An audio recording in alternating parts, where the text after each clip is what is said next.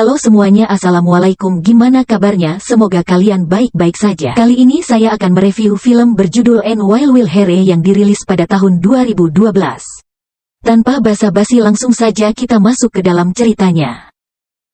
Di awal film kita diperlihatkan pasangan suami istri yang sedang melakukan perjalanan ke Italia dari Inggris, Jane dan Leonard. Leonard adalah seorang musisi biola yang akan menjalani konser di sana, sementara Jane adalah ibu rumah tangga. Namun dia sedang menulis sebuah novel. Bersama-sama mereka menjalani kehidupan demi mencapai suatu tujuan. Leonard sudah beberapa kali ke Italia, sementara Jane baru pertama kalinya. Jadi Jane agak susah berbahasa Italia. Baru sampai di sana aja Jane harus mengalami hal yang buruk. Dompetnya hilang. Sepertinya dompetnya dicuri saat di stasiun tadi. Tapi Jane tidak terlalu mempermasalahkannya. Untuk sementara mereka tinggal di sebuah apartemen kecil yang cukup untuk mereka berdua. Namun begitu, Jane seperti orang yang tidak bahagia. Hal itu terlihat dari raut wajahnya, dan dari beberapa percakapan yang mereka lakukan. Selama mereka menikah, Jane merasa Leonard selalu sibuk dengan pekerjaannya. Karir adalah tujuan utamanya.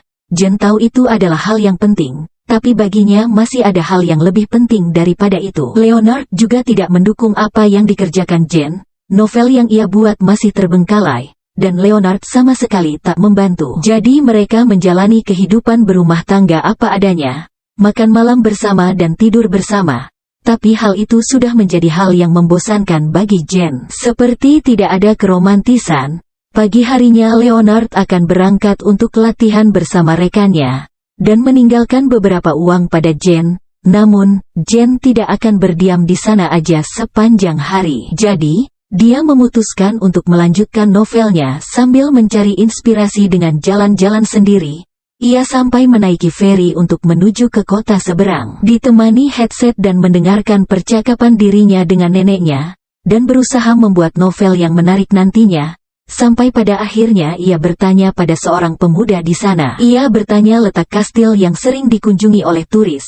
Dengan bahasa Italia yang masih berantakan, Jane berusaha meminta petunjuk kepada pemuda tersebut. Sampai akhirnya, pemuda tersebut mengerti dan menunjukkan arahnya. Tapi, tidak hanya arah, bahkan pemuda itu dengan senang hati menunjukkan jalan kepada Jane. Dan lebih mengejutkannya lagi, pemuda itu ternyata bisa berbahasa Inggris. Karena ia berasal dari Amerika. Pemuda itu bernama Kelv. Ia terus berbicara seolah menjadi pemandu wisata bagi Jane. Namun, Jane merasa tidak terganggu. Dia hanya terus berjalan sambil mendengarkan ocehan Kelv yang tiada hentinya. Mereka terus berjalan hingga sampai ke ujung kastil dengan pemandangan yang indah. Di sini, Kelv mengeluarkan kata-kata mutiara dari sejarah Italia hingga mendapatkan perhatian Jane. Kebetulannya lagi, Jane suka dengan kata-kata tersebut. Jadi, Jane merasa kalau Kelv ini tidak hanya banyak bicara saja tapi lumayan pintar. Sampai pada akhirnya mereka mulai mengenal satu sama lain, lalu pindah ke tempat lain untuk melanjutkan percakapan mereka. Dan kebetulannya lagi, hari itu adalah hari ulang tahunnya Kelv yang ke-19 tahun.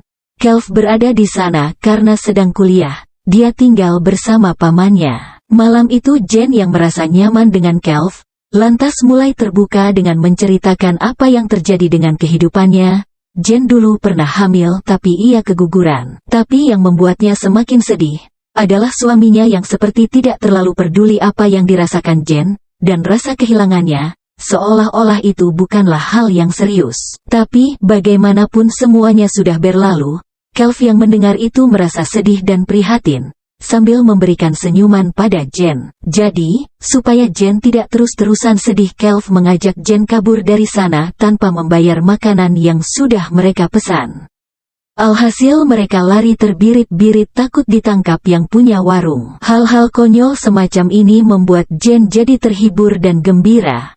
Dan keseruan ini tidak bisa ia dapatkan bersama suaminya. Namun, keseruan itu harus terhenti di sini saja. Karena Jane harus kembali ke apartemen karena sudah malam. Sekali lagi Jane berterima kasih pada Kelv yang sudah menemaninya seharian. Dan dia mengucapkan selamat ulang tahun padanya. Perpisahan itu membuat Jane sedikit sedih. Sesampainya di apartemen, Leonard sudah ada di sana. Tapi dia masih saja sibuk dengan pekerjaannya. Bahkan dia juga tidak menanyakan dari mana Jen seharian. Keesokan harinya Jen dan Leonard sarapan bersama sebelum mereka melakukan aktivitasnya masing-masing. Seperti biasa Jen tidak terlalu bersemangat, padahal tempat makannya sangat asik. Lalu tak lama tiba-tiba Kelv muncul dari belakang sambil menyapa Jen di sana. Tentu saja ia terkejut. Bagaimana Kelv bisa sampai dan menemukan mereka di sana? Kelv lantas diminta bergabung dengan mereka. Awalnya terasa canggung, namun tak lama Kelv berhasil membuat suasana jadi baik. Mereka mulai tersenyum, karena Kelv mengeluarkan sebuah lelucon, karena harus berangkat bekerja. Jadi mereka menyudahi sarapan dan jalan bareng ke tempatnya Leonard. Di perjalanan itu Kelv meminta mereka untuk sesekali ke rumahnya.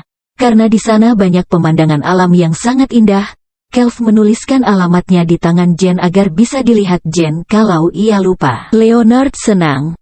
Jen bisa mendapatkan teman baru di sana. Ia hanya mengingatkan untuk selalu berhati-hati. Setelah mengantar Leonard ke tempat kerja, Jen lagi-lagi didatangi Kelv yang ternyata menunggunya dari jauh. Semalam Kelv tidak bisa tidur karena kepikiran sama Jen, padahal ia sudah bersuami. Dia menaiki feri dan menemukan Jen di sana. Kelv mungkin akan merasa bodoh jika mengutarakan hal ini, tapi tang jelas ia menyukai Jen. Bahkan ingin terlihat jatuh cinta dengannya. Di dalam gang Kelv bahkan memberanikan diri untuk memberikan ciuman kepada Jen. Awalnya Jen menikmati, namun, Jen menyadari kalau yang mereka lakukan ini adalah salah. Ia tidak mungkin mengkhianati Leonard. Jen meminta Kelv untuk tidak mencari atau mengikutinya lagi. Jen kembali dengan perasaan yang campur aduk antara bersalah dan kesal. Malam harinya, saat Leonard pulang, Jen langsung menyambutnya dan langsung mengajaknya untuk bercocok tanam. Namun Leonard menolaknya mentah-mentah. Leonard sedang dalam keadaan tidak mood, dan ingin menyelesaikan pekerjaannya. Apalagi konser akan datang dalam waktu dekat, penolakan tersebut membuat Jen tertunduk lesu, dan berpikir, apakah yang ia jalani sudah benar.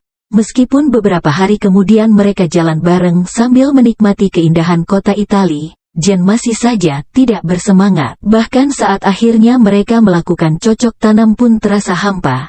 Kehampaan itu pun membuat Jen mencari alamat Kelv yang pernah Kelv berikan. Ia menemukannya dan meminta maaf kepada Kelv atas kejadian sebelumnya. Mereka kembali bersama menjalani hari yang panjang. Seperti berkeliling menggunakan motor, dan merasakan mood yang tak bisa ia dapatkan dari suaminya. Dan pada akhirnya mereka pun bercocok tanam bersama. Jen hari itu mau tidak mau harus menginap di rumah Kelv, dan esok paginya ia kembali ke apartemen. Di sana Leonard sudah menunggu sambil menelpon. Waktu Jen tiba ia langsung bertanya, dari mana ia semalaman. Ia tidak bisa tidur karenanya. Jen lantas ingin membicarakan hal yang penting saat itu. Tapi lagi-lagi Leonard lebih mementingkan pekerjaannya karena sudah ditunggu atasannya. Bahkan saat Leonard pulang pun, Jen merasa kalau ia masih sendirian. Adanya Leonard tidak mengubah apapun dalam kehidupannya. Bahkan semenjak itu saat Leonard bekerja, Jen malah asik berjalan-jalan bersama Kelv menjelajahi Italia. Hingga suatu malam unek-unek Jen memuncak. Leonard saat itu baru saja pulang latihan. Cuaca juga sedang tidak baik-baik saja. Jen mengatakan kalau mungkin ia terus bisa meneruskan novelnya karena sudah mendapatkan inspirasi selama berada di sana. Tapi reaksi Leonard biasa aja, seperti bukan suatu yang penting. Melihat itu Jen langsung mengeluarkan unek-uneknya termasuk apa yang telah ia lakukan bersama Kelv. Jen mengakui dirinya hilaf, tapi ia mendapatkan suatu yang menyenangkan dari Kelv. Tentu saja, Leonard langsung emosi dan memecahkan gelas yang ia pegang. Leonard tidak ingin masalah ini terus berlanjut, karena itu akan mempengaruhi moodnya. Apalagi, esok ia akan menjalani konser bersama rekannya. Leonard lalu memberikan tiket kereta pada Jen untuk besok.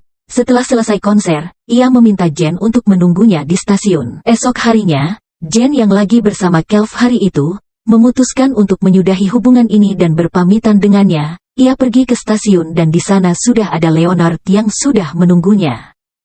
Namun, Jen tidak ikut kembali dengan Leonard, dan menaiki kereta yang jalurnya berlawanan.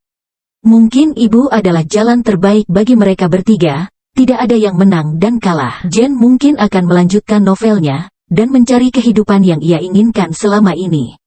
Dan film pun berakhir.